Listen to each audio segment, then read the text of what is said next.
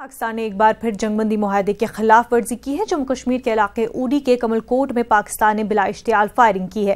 हिंदुस्तानी फौज पाकिस्तान की इस नापाक हरकत का मुंह तोड़ जवाब दे रही है। मकामी लोगों के मुताबिक बीती रात तकरीबन 11:30 पर शुरू हो गई थी।